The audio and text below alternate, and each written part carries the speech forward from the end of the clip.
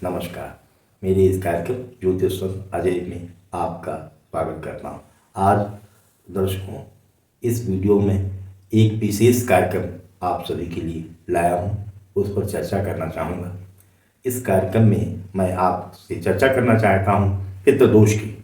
यह पितृ दोष 12 भाव जन्म पत्री के होते हैं। जिस भी जातक या जातिका की जन्म पत्री में पितृ दोष होता है, वह भाव प्रथम से लेकर भाव 12 तक जब भी देखने में आया है, वो उस भाव का नाश करता है और जातक और जातिका के पूरे जीवन में समय समय पर जो उन्हें मिलना चाहिए, जिस कार्य के लिए वो पूरी तरह से मान्यता रखते हैं, उनको उसमें अवसर ना मिलना या अवसर मिलना तो उनके परिणाम वैसे ना आना जैसा कि अपेक्षित है, यह प्रायः देखने में आया। मैं आप सभी को इस सारे तरह के पितृ दोषों के बारे में विस्तार से चर्चा करूंगा और इसके उपाय का, इसका निदान कैसे होगा, कैसे इससे जीवन में निवारण करके सुख और आनंद की अनुभूति की जाए और जो अपेक्षित स्तर पर उनको सफलताएं मिलनी चाहिए वो उन जातक जातिकाओं को प्राप्त हो।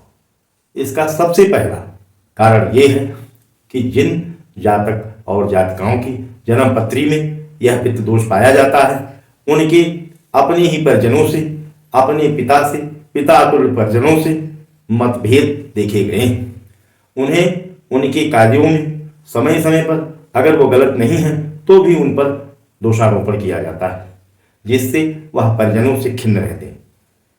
प्रथम भाव में जब भी पितृ दोष होता है तो ऐसे जातक जातिकाएं जैसी उन्नत करनी चाहिए, जैसा उनका शरीर होना चाहिए, उसमें कहीं न कोई परेशानी देखी गई। ऐसे ही द्वितीय भाव का जो पितृ दोष पाया गया है, उसमें धन, कुटुंब, वाणी की परेशानी हमने पाई है अपने अनुभव में। तृतीय भाव में जिनके पितृ दोष होता है, उन जातक जातिकाओं को हमेशा पराक्रम में अपने और अपने ही सगे छोटे भाई बहनों से निभाने में बहुत ही परेशानियां आती हैं। जो चौथे भाव से पितृ दोष है, वह ये होता है कि माता और सुख भाव का होता है, जिसमें पितृ दोष होने पर जातक जातिकाओं को सुख चैन वैसा नहीं प्राप्त होता है जैसा उन्हें अपेक्षित है और भूमि भवन वाहन माता के सुख में उनको अनेक प्रकार की परेशानियों का सामना करना पड़ता है। ऐसे ही पंचम भाव के पितृ दोष जब हो जाते हैं तो उनकी शिक्षा प्राप्ति में, उनकी संतान की प्राप्ति में, दाम्पत्य जीवन में जब हो जाते हैं जातक जातिकाएं, तो उन्हें संतान की प्राप्ति में और खास करके पुत्र संतान की प्राप्ति में अनेक प्रकार की परेशानियां मैंने अपने अनुभव में पाई। ऐसे ही ऋण, रोग और ऋण के मामले में षष्ठ भाव से बने हुए पितृ दोष में यह परेशानी सभी जातक जातिकाओं को उठानी पड़ती है। उनका मितवत लोग व्यवहार करके उनके साथ शत्रुता का व्यवहार उपरांत किसी भी कार्यक्रम के पूरा होने पर उनके साथ गुपचुप तरीके से करते हैं। जिन जातक जातिकाओं के षष्ठ भाव से पितृ दोष देखा गया है, उनके रोजमर्रा के कार्यों में आए दिन परेशानियां होती हैं। रोग ऋण शत्रुओं का सामना करना पड़ता है। अपने सगे संबंधी, अपने ही इष्ट मित्र उन्हें धोखा देते हैं, उन्हें समय समय पर परेशान करते हैं।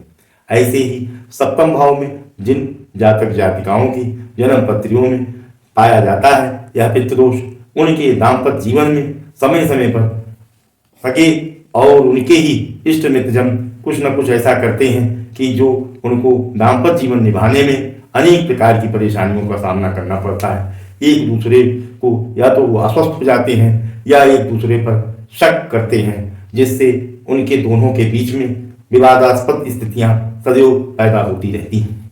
ऐसे ही अष्टम भाव के पितृ दोष में जिन जातक जातिकाओं की कुंडली में ये पाया जाता है, उनको प्रायः मेरे अनुभव में आया कि अचानक हानि उठाना पड़ता है।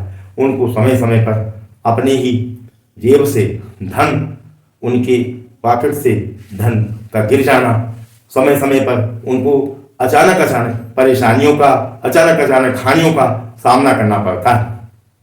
ऐसे ही उन जातक जातिकाओं का जिनकी कुंडली में नवम भाव से पित्त दोष पाया जाता है। यह एक सबसे बड़ा पित्त दोष कहा गया है। हमारे ज्योतिष की भाषा में नवम भाव से बने हुए पित्त दोष को सबसे बड़ा पित्त दोष कहा गया है। यह पित्त दोष तभी बनता है जब सूर्य के साथ शनि आता है, सूर्य के साथ राहु केतु होता है, या शनि के साथ राहु केतु होता है, और गुरु के साथ और चंद्रमा के साथ राहु केतु होता है। तो यह सब चीजें पित्त दोष की संज्ञा कहलाती हैं। नवम भाव में जो पित्त दोष होता है इसे सबसे बड़ा पित्त दोष कहा गया है। उनका भाग्य पूरी तरह से अवरुद्ध हो जाता है। उनके किसी भी कार्य को उनके पिता, उनके परिजन नहीं समझते हैं और उन्हें समय समय पर भरी भीड़ में जलील करते हैं, उनका अपमान करते हैं। और इसी तरह से हमने अपने अनुभव में पाया कि दसम भाव में जो पित्त दोष होता है उन जातक जातिकाओं के कार्य पूरी तरह से पूरे नहीं होते हैं, उनकी उस मेहनत का फल उन्हें नहीं मिलता है जो उन्हें अपेक्षित है। ऐसे ही एकादश भाव में बना हुआ पित्त दोष का भाव, उन्हें समय समय पर लाभ नहीं मिलते हैं, वह प्राप्तियां नहीं मिलती हैं जिसका वो मेहनत करके अपने जीवन में अर्थोपार्जन करना चाहते हैं। ऐसे ही द्वादश भाव से बना हुआ पित्त दोष जिन जातक जातिकाओं के जन्म पत्रियों में पाए जाते हैं उन्हें भी अपने मित्रों से, पटीदारों से समय समय पर कई प्रकार की परेशानियां उठानी पड़ती हैं और उन्हें अपने जन्म स्थान से दूर जाने के लिए भी समय समय पर अनेक प्रकार की विघ्न बाधाओं का सामना करना पड़ता है। और उनके जो मित्र होते हैं उनसे पहले मित्रवत व्यवहार करके उन्हें समय समय पर परेशानी में डालते हैं, धोखा देते हैं। यह मेरे अनुभव में आया है। इसका निदान ये है कि आप अपने भोजन से निवाला निकाल दें। पहले ही 3 निवाले निकालें। एक निवाला गाय को दें, एक कुत्ते को दें और एक कौवे को दें। जब आप यह 365 दिन अपने भोजन से कम एक बार अवश्य निकाल के दें तो यह देर सवेर आपके जीवन में उत्तम प्राप्तियां देना शुरू करता है। और भगवान सूर्यदेव को जल अर्पित करें और यदि हो सके तो रविवार के दिन उपवास करें, जिससे अगर एक बार में आप 12 रविवार का व्रत करते हैं, दान दक्षिणा करते हैं तो पित्त दोष की शांति होती है।